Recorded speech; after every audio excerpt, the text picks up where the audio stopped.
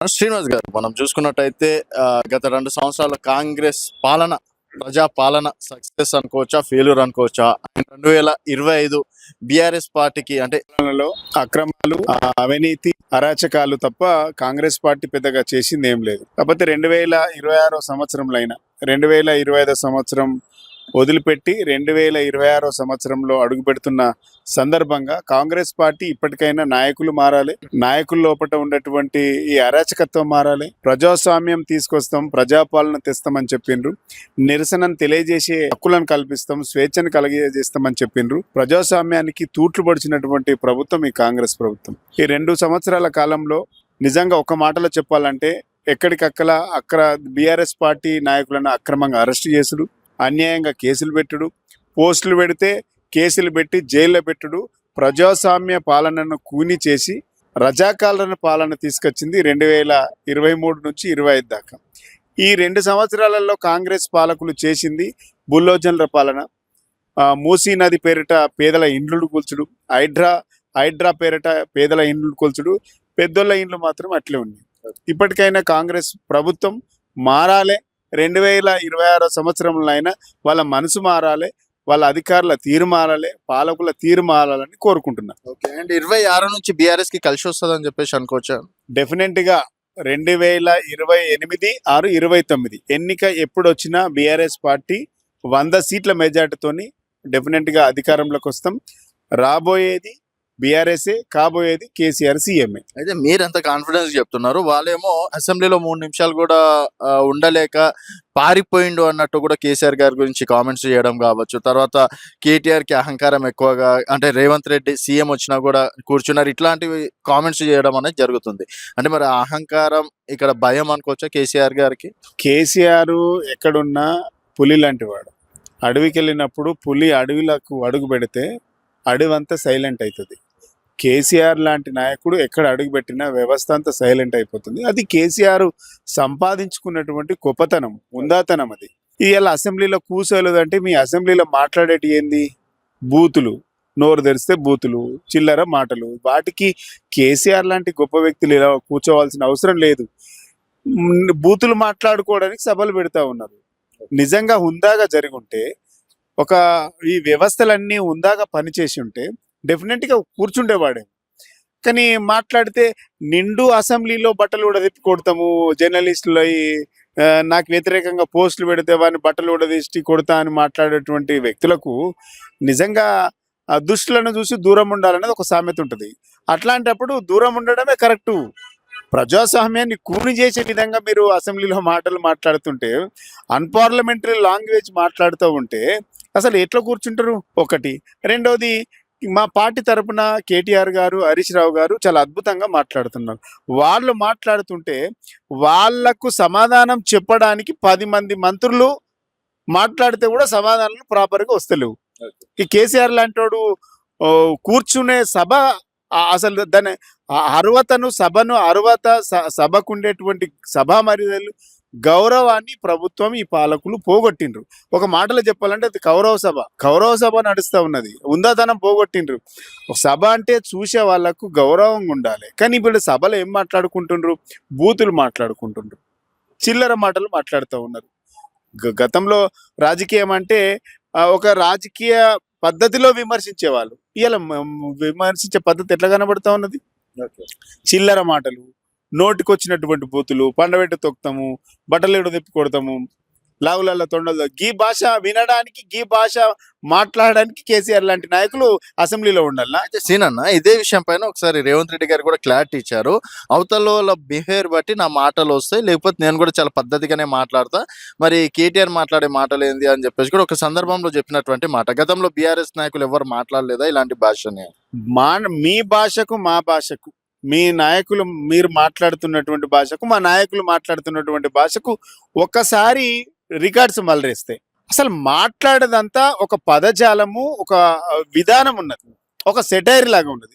మీరు మాట్లాడేది గల్లీలో, బస్తీలలో, రౌడీ షీటర్లు మాట్లాడేటువంటి భాష, మనం మాట్లాడుతున్నటువంటి మీ భాష కనబడతా ఉన్నది. అసలు దానికి దీనికి కంపారిజన్ ఒకటి.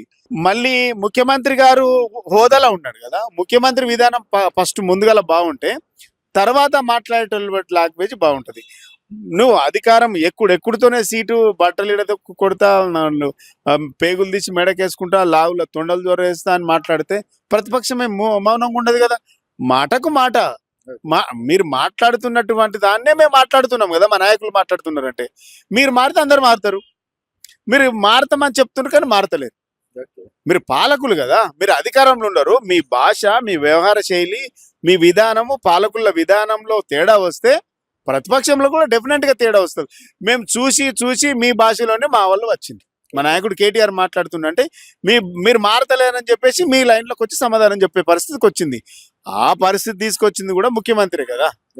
చిన్నపిల్లల మీటింగ్ లో అదే మాట్లాడుతుంది, మహిళల మీటింగ్ లో అదే మాట్లాడుతుంది, అంటే ప్రొఫెసర్లను ముంగట పెట్టుకొని గదే మాట్లాడుతుంది, ఆఫీసర్లను ముంగట పెట్టుకొని గదే మాట్లాడుతుంది, మంత్రులను కూర్చుని పెట్టుకొని ఎమ్మెల్యేలను కూర్చుని పెట్టుకుని గదే మాట్లాడుతుంది. ఈ భాషకి ఏంది, అదే భాష అధికారికంగా అధికారిక భాషగా ప్రకటించుకోండి మరి. అండ్ మీరు ఎస్సీ ఎస్టీ కార్పొరేషన్ చైర్మన్ గా చేశారు కాబట్టి మరి ఎస్సీ ఎస్టీ డిక్లరేషన్ ఇప్పటి వరకు ఏమైనట్టు? దాదాపు 2 సంవత్సరాలు అయిపోయింది కదా.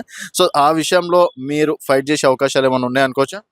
వీళ్ళు దాదాపుగా 420 హామీలు ఇచ్చిండ్రు, 6 గ్యారంటీలు ఇచ్చిండ్రు, 13 డిక్లరేషన్లు ఇచ్చిండ్రు. ఈ 13 డిక్లరేషన్ల ఏ ఒక్క డిక్లరేషన్ కాంగ్రెస్ పార్టీ ఇచ్చినటువంటి డిక్లరేషన్స్ అన్ని డెత్ డిక్లరేషన్స్ అయినాయి.